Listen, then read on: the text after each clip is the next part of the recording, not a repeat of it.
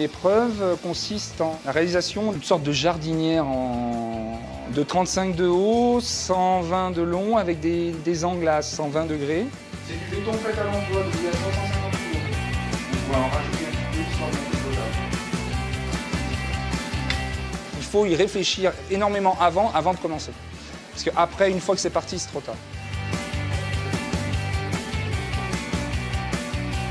Ce qui me plaît dans cette compétition, c'est le stress, savoir se débrouiller s'il arrive un problème, savoir s'organiser comme il faut et rester dans les temps. Monsieur Petit nous a présenté les WorldSkills et avec Maxence, ça nous a, on va dire, bien motivés à faire quelque chose tant qu'on était en apprentissage. Et donc on a voulu essayer, voir ce qu'on valait, le niveau qu'on pouvait avoir dans une compétition.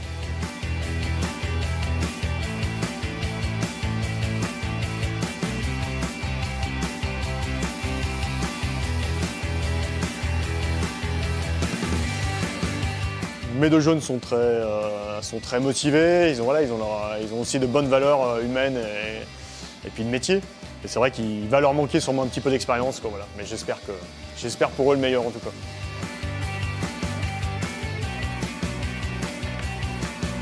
On voit tout de suite les binômes qui ont le potentiel d'aller vite et dans le calme et dans la sérénité.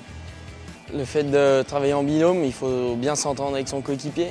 Donc il faut avoir confiance pour être toujours derrière à vérifier ce qu'il fait ou alors qu'il vérifie ce que je fais pour qu'on puisse avancer le plus rapidement possible. Un binôme, ça apporte beaucoup de choses parce qu'on peut se dire que si on se loupe par exemple sur quelque chose, un traçage, il y a toujours quelqu'un qui peut venir nous dire derrière bah, tu t'es loupé sur ça donc on recommence, on peut vite recommencer. Que si on est tout seul, on peut vite se mettre la pression en disant bah, j'ai pris du retard.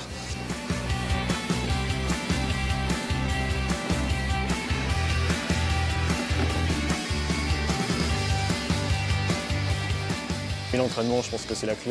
Et aussi bien l'entraînement, je pense, technique, mais l'entraînement physique, c'est-à-dire d'avoir une bonne condition physique pour pouvoir ne pas craquer déjà physiquement et puis être bien dans sa tête. Enfin, tout ça, je pense que ça passe par une gestion de stress.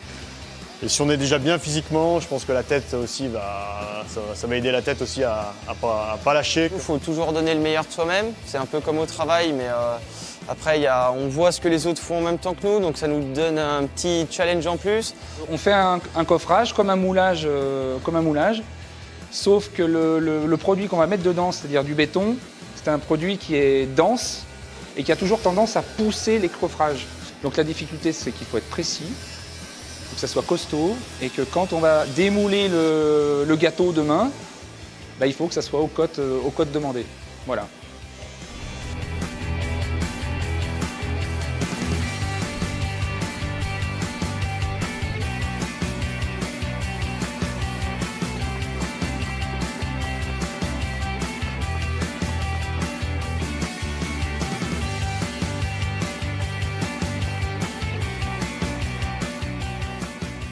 Le point clé, ça va être le décoffrage. Donc ça va être quand on va voir notre maquette brute. Donc avec le béton coulé, si le béton a bien été vibré, s'il n'y a pas de bulle d'air, si les arêtes sont bien droites, si quand on décoffre, le béton n'a pas accroché au bois, les alignements, les aplombs, ça va être tout ça. Cette compétition apporte déjà en général pour nos métiers manuels une belle carte de visite parce que ça montre une certaine excellence. Bah, l'entreprise, ouais, ils sont assez derrière nous. De toute façon, ils nous poussent à faire des compétitions comme ça parce que ça nous forme, c'est une bonne expérience de vie. Clémence prend la 3e place, Bama Mathis et Le Breton Maxence.